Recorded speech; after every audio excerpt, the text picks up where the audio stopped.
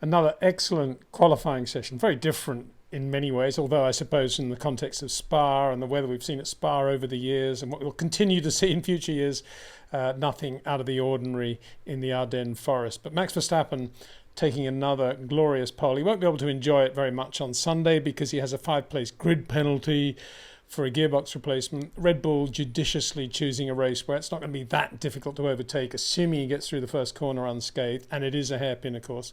And we have seen our fair share of first corner shunts at Spa. But anyway, Max knows what he's doing Sunday. And Charles Leclerc will be on the pole, therefore, for the Sunday Grand Prix, the full Grand Prix. You have a sprint race on the Saturday, qualifying for the sprint tomorrow as well. Charles Leclerc on the pole for Ferrari, a very nice result for him after a month or so, more, a couple of months of desultory lappery, not going particularly well, even alongside his teammate Carlos Sainz. I thought it was quite significant that Carlos was quickest again this morning. Well, I say again, Carlos was quicker than Charles in the wet this morning and was also quickest in what was effectively FP1, the only untimed practice session we're going to have at Spa. And he was really good, looked very confident in the car. Charles was out there too, looking good as well. But you could see that it was again, wow, Carlos has got this car going. He's looking composed. And there was almost a moment where you could feel that Charles Leclerc was saying, right, head down. This is Spa. Let's get on with it. I can do the job here. And it showed up in qualifying, really good. I mean, like many drivers, particularly Max, who had a drama in Q2. We'll go into that in a second. Charles had his fair share of dramas as well, particularly with Kevin Magnussen rejoining just in front of him and holding him up and all sorts of things in traffic. But when it came down to it in Q3, a really good lap. Not as good as Max through all-important Sector 2. Again, we'll get onto that in a minute, but good enough to be on the pole. And alongside him will be Sergio Perez in the other Red Bull. So a big opportunity for Perez, finally, after all this time, to get back possibly to winning a Grand Prix again. He's in a Red Bull RB19B, he's around Spa, he's on the front row. If Sergio doesn't win this one, then he has a problem, because it shouldn't be that difficult for him around Spa in a car that good. And it's the forecast is to be dry on Sunday. Overcast but dry. Of course, that could mean anything again in the Ardennes forest.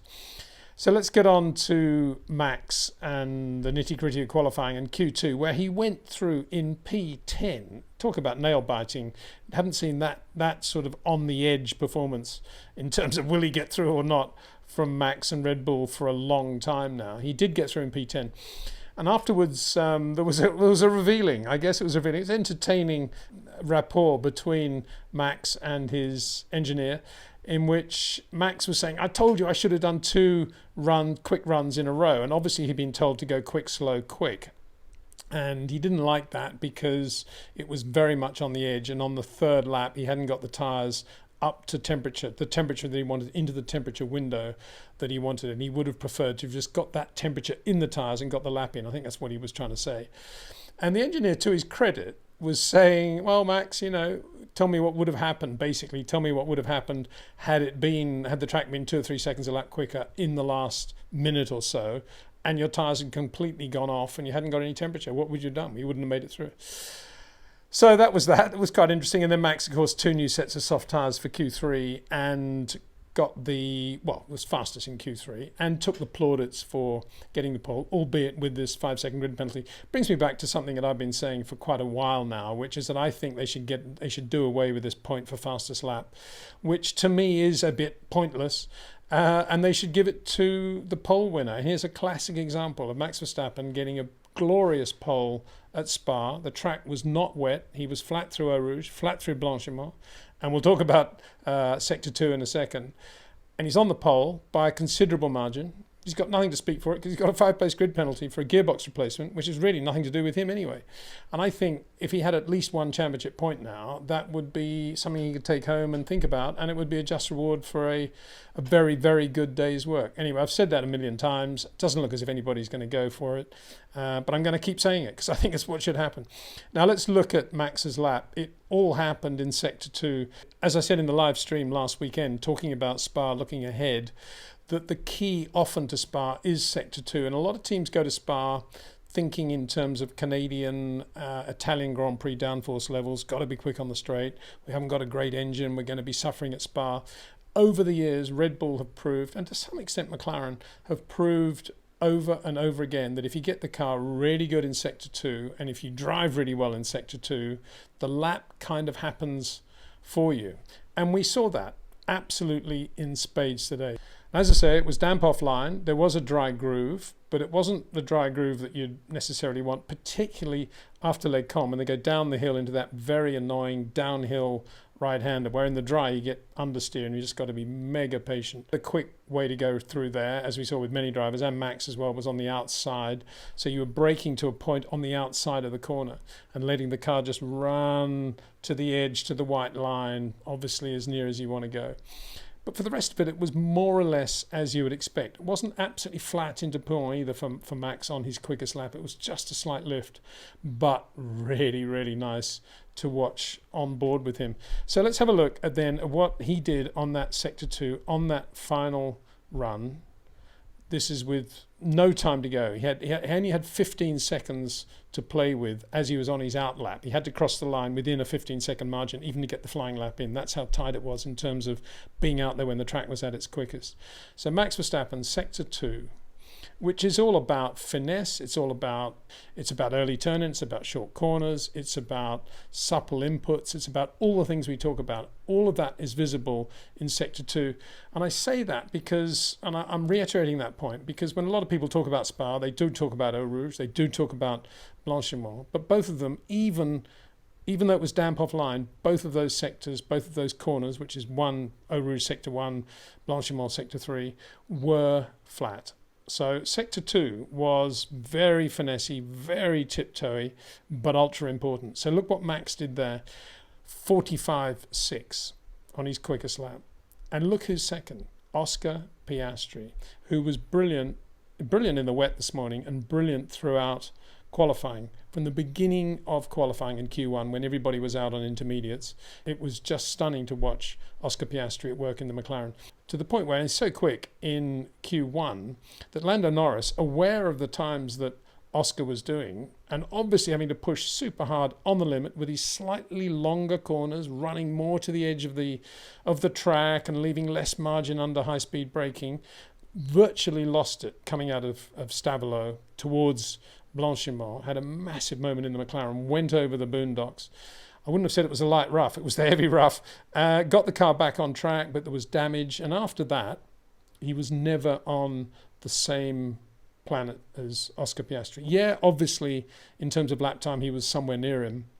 But in terms of actually getting that car and beating Oscar Piastri, it was never going to happen today for Lando Norris. And that's basically what I've been saying from day one about putting a guy as good as Oscar in that second McLaren, the other McLaren. I've never said that he was going to be slow. I've never said that he wouldn't deliver. All I've said is it's going to cramp the style of Lando Norris. And it's not the first time we've seen it. We saw him hit the guardrail in Saudi Arabia, again, under pressure, Q1, just thinking, wow, I've got to find a bit of time here.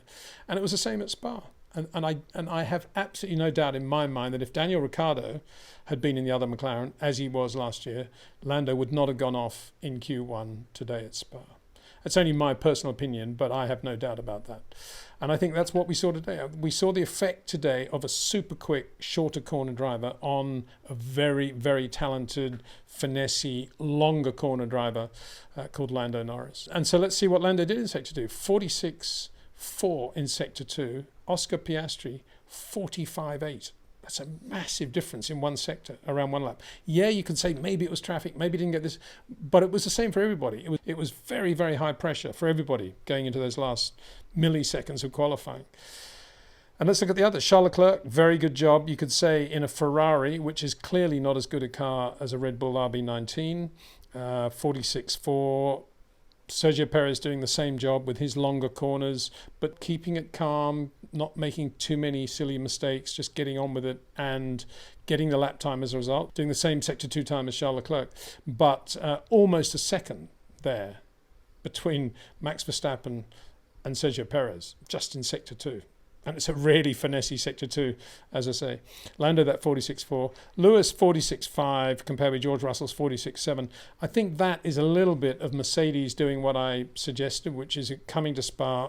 We don't want to be slow on the straight. We won't run the downforce. We need to be mega quick in sector 2. And in that very light, tiptoey form, Lewis really drove well in the Mercedes. I think because it was tiptoey through sector 2 for him, and because he obviously got the best from the car to be quicker than George Russell around there, impressive, I think. Because of that, I think he was absolutely astonished that he was so slow on the overall lap. But it's because that sector 2 is very, very important. Carlos Sainz, 46.5, compared with Charles Leclerc, 46.4. Pretty good. Good job by Carlos Sainz today. I thought he did everything he should have done as Charles Leclerc's wingman, really. Got the best from Charles, kept it on the island. He's just a little bit slower than Charles, and he's there to take advantage of anything that might go wrong on Sunday. Fernando Alonso, yeah, disappointing, although 0.3 quicker than Lance Stroll through sector 2. That says quite a lot about Fernando's finesse as well, and Aston Martin kind of eking their way back into the top 10 again, but it's a difficult thing for them to take on McLaren right now. So that's sector 2, which was an enthralling part of the qualifying lap, in my opinion. And then we need to see that to the background of maximum speeds, which gives us some idea of the sort of downforce that the teams are running or not running at Spa. And to reiterate what I was saying there, look at Lewis Hamilton, 313 top speed, not running a massive amount of wing on the Mercedes for sure. 309 George Russell. Same with Ferrari. They've taken off quite a lot of downforce. 311 Charles Leclerc, 309. Alpine, similarly, paranoid their engine's going to be slow in a straight line, particularly as they're suffering on the clipping side with the energy recovery, and probably that is the engine, just I'm saying in brackets. So the FIA talked about today when they said they found one example of an engine which does have a performance discrepancy compared with the others, and they're looking now at ways of perhaps allowing that engine manufacturer to regain a bit of ground. And I'm not sure, but I wouldn't be surprised if it turns out to be Renault and that engine clipping problem they have. And then we look at what Red Bull are doing, 307 for Sergio Perez and Max Verstappen. So well slower than the Ferraris and the Mercedes, and yet they've got the lap sorted because of what they're doing through sector 2. And then in Max's case, what he's doing with the car relative to everybody else in sector 2. So yeah, that's a very good example of how important sector 2 is at Spa. Kevin Magnussen, also, I think Haas Ferrari have also done a pretty good setup job there, not to be mega quick in a straight line and to be reasonably good over the lap. Nico Hülkenberg, however, did not make it out of Q1. Williams too appear to have taken a bit of downforce off. That would be a logical move for them. And then look where McLaren are, really good on the lap. Oscar Piastri, 304, Lando Norris, 305. About the same margin they would normally have to Red Bull, and both of them thinking exactly the same way. And look at the result, really, really good. And just to reiterate, Max with that 5-place grid penalty, incredibly annoying for a racing driver in the Grand Prix on Sunday, and that is because it's his 5th gearbox driveline, gear change component and auxiliary component change, GBX DL, to the car. So as I say, they would have planned that, I suspect, and it would be part of their incredible strategy really at Red Bull of how they operate and how they organise their year. Q2 at Spa notwithstanding, and Max actually apologised afterwards, saying, I'm sorry for my bit of my rant. Yeah, great job in Q3, boys.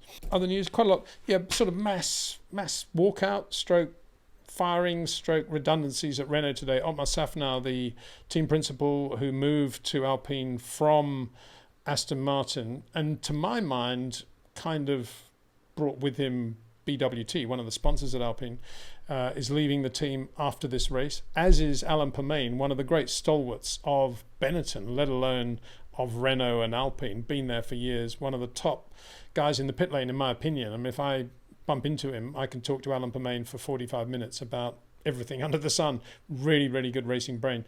So for both Otmar and Alain Permain to be leaving, and Pat Fry for that matter, who's leaving to go to Williams as technical director, but I think more Alan and Otmar.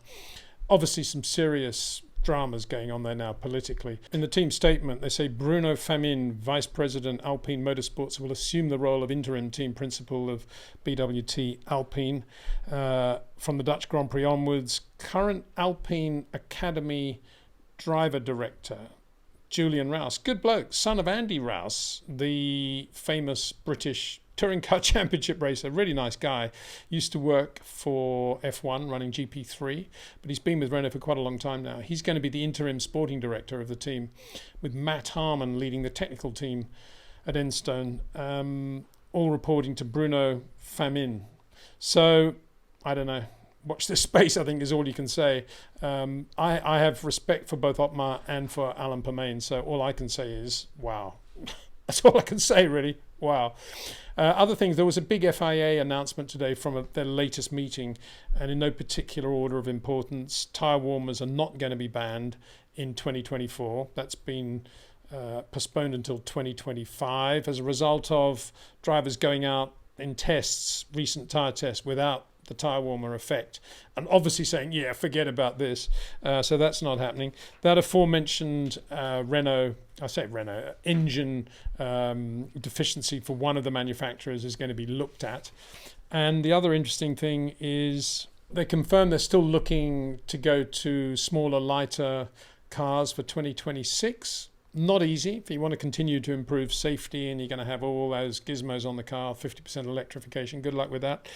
But I hope they pull it off. And then finally, within the cost cap, they're going to be looking at, in more detail, at the differences in infrastructure between some teams and others, and the impact that may have on ongoing cost cap numbers. And this is a point that, again, James Vowles has made recently at Williams, that they are working within the same cost cap as Mercedes, his former team, but they have nothing like the same facilities at Williams. So the cost cap is actually hurting Williams more effectively, I guess is what he would say, than it is Mercedes. So that's being looked at as well. And presumably they're going to try and come up with some sort of coefficient of infrastructure or something like that. Again, good luck with that, because I can't imagine any of the big teams, Mercedes, Ferrari, Red Bull, wanting to have any more handicap in terms of cost capping. But anyway, they said they're going to look into it. So tomorrow it's a sprint race. Forget about everything today. Sprint race. If Max is on the pole for that, and the shootout, I think they call it, he will be starting from the pole in theory, unless he gets a penalty, some other sort of penalty. And that's all happening tomorrow, the shootout and then the sprint, and then the Grand Prix on Sunday. It is Max. No, it isn't. It's Charles Leclerc on the pole for Ferrari. So that'll be fun. So look forward to all of that. We do more videos tomorrow. As I say, thanks for watching, and a big thanks again to Jetcraft and to Pitbox.io, without whom we wouldn't be able to do what we do on this channel. And you can see all you need to know about them in terms of the link in the description below this video. Thanks for watching. See you tomorrow.